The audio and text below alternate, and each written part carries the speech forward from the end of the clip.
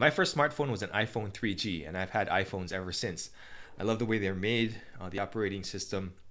It's very simple yet powerful. And I like the fact that Apple tries to make things as easy to use as possible. But in the past few months, obviously, both Google and Apple have rolled out quite a bit of contact tracing and some other tracing elements in the operating system itself. And that's a little scary. So I personally believe that if you want these types of tracking apps, you should be free to download them or not download them, and they shouldn't be baked into the operating system. And that's what led me to look for other alternatives. And I found that the best alternative is a deGoogled Android phone. So in this video, you'll learn what a deGoogled phone is.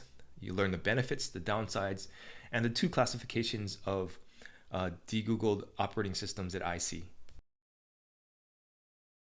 All right, so what is a deGoogled phone? A deGoogled phone is a smartphone that runs Android, but not the Google version of Android. If you didn't know, Android is an open source project, and anyone can download it and make their own version of it. So Google has their version, which is the most popular version, but there are other versions out there, and these other projects have removed a lot of the Google services. So the way it works is that there's the Android operating system, and in the Google version, the operating system talks to Google Play services, and that's what helps with like notifications and storing your information in the cloud and all that stuff that you're used to using.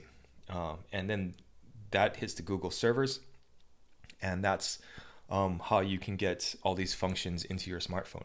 Now, the issue with that is that there was a study done, and it showed that Google sends about 50 times more information to the Google servers than Apple does. So Google's Android is sending your location information, your app usage information, and who knows what else, right? So if you want more privacy, the key is to remove Google services from there and just use the apps on their own. But that's not easy to do because a lot of these apps are built on Google Play services. So there are basically two solutions to this problem. Number one, you take out all of the services that communicate with any server, and you just use Android on its own.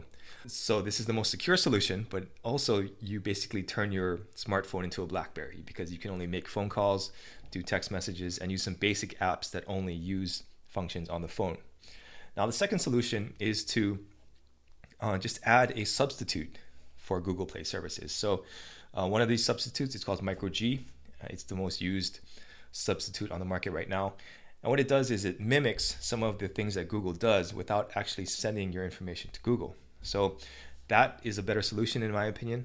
And that's a solution that I'm going to be looking at going forward because although if you take out all the Google services completely, that is a secure smartphone, but at the same time, it's not as usable. Now you're probably wondering why not just use iOS? Well, the thing with iOS and Apple is that their ecosystem is so closed that they don't allow customizations, and you never know what's going on behind the scenes with Apple.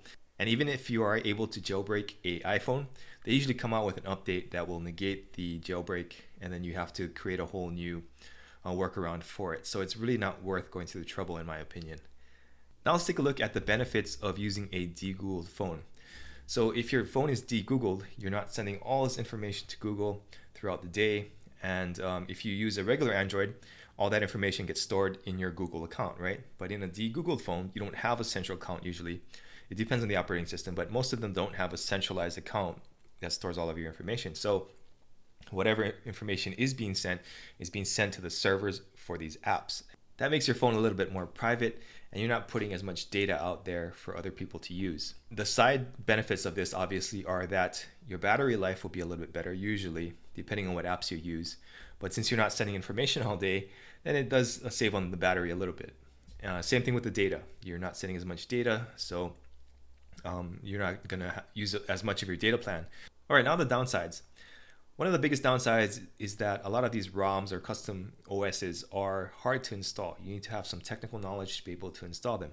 Some of them are really easy to install, other ones are not so much, and I'll get into that in future videos, but that's one of the downsides. Another downside is that not all apps will work in deGoogled Android. And even if you're using MicroG, some of the apps just won't work because you're not using Google Play services. And that's something that you're going to have to review on your own and figure out which apps are essential to you and which ones maybe you could use the web version of the app. Next, there are some potential security issues with deGoogled Android. For example, some versions of deGoogled Android don't relock the bootloader. So if somebody steals your phone, there are ways that they can get your information off the phone without your passcode or your fingerprint or your Face ID. It's a very technical process, and most people just want to wipe the phone and sell it, but there is a small chance that you could have your information stolen if your bootloader is not locked. So if you're going to go with a deGoogled version of Android that does not relock the bootloader, then you're going to have to assess the privacy of the information on the phone and how likely it is to be stolen. And if you'd like to get a deGoogled phone without all of the technical setups, go to ironcabin.co, and we're going to have some available on the products page. If you found this video useful, a thumbs up is always greatly appreciated. Hit the subscribe button and the bell to get notifications on future videos like this, where I'm going to be testing different deGoogled Android operating systems. If you'd like to make a small donation, there's a link below this video, but the best way to support this channel is to share this video with somebody who you think will find it useful. Thanks for watching.